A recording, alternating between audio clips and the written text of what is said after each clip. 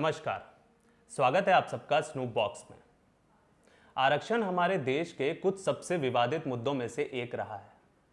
यह चुनावी शतरंज में यूज किया गया एक अहम मोहरा भी रहा है।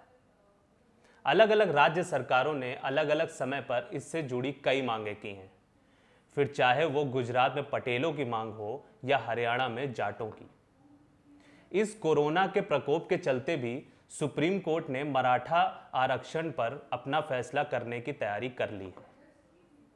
सर्वोच्च न्यायालय का यह कहना है कि वो इस पर रोज सुनवाई करेगा और 15 तारीख तक ये बताएगा कि मराठाओं को महाराष्ट्र में इस साल आरक्षण मिलेगा या नहीं। हालांकि इससे जुड़े कई सवाल लोगों के मन में हैं, जिनका जवाब आज हम आपको देंगे। असल में मराठा आरक्षण की मांग 1980 से अलग अलग राज्य सरकारें करती आ रही हैं।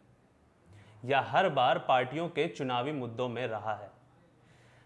कांग्रेस 2014 में इस मांग को पूरा करते हुए एक अध्यादेश लाया, जिसमें उसने मराठाओं को 16% आरक्षण देने की बात करी, मगर कोर्ट ने इसे खारिज कर दिया।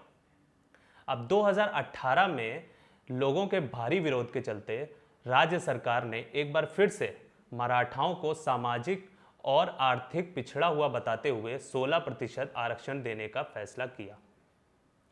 इस बार कोर्ट ने महाराष्ट्र को एक अपवाद बताते हुए इस फैसले को हरी झंडी दिखा दी। अब इसके खिलाफ याचिका पर फैसला सुप्रीम कोर्ट तय करेगी।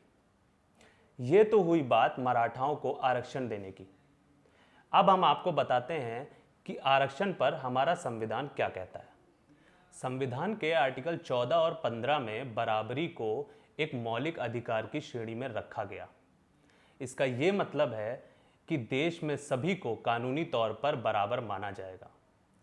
मगर इसी आर्टिकल में संविधान में स्टेट को पूरी तरह की छूट दी कि वो ऐसा कोई भी नियम बना सकता है जिससे कि किसी भी आर्थिक या सामाजिक जाति को बराबरी में आने में मदद मिले।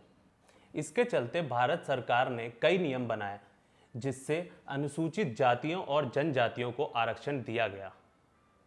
हालांकि संविधान की आंख कहे जाने वाले हमारे बाबा साहेब अम्बेडकर का ये कहना था कि ये संविधान का एक अस्थायी प्रावधान है।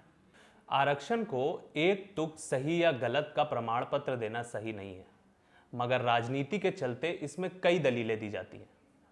मराठा आरक्षण को एक मौका समझते हुए भाजपा ने यह बोला कि वो इसमें मराठाओं का समर्थन करते हैं।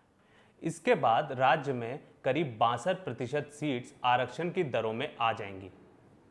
हालांकि इस बात से मुंह नहीं मोड़ा जा सकता कि आरक्षण के चलते कई बार किसी योग्य उम्मीदवार को मौका नहीं मिलता और कई बार कोई ऐसा व्यक्ति इसका फायदा उठाकर आगे बढ़ जाता है जिसे असल में इसकी जरूरत नहीं।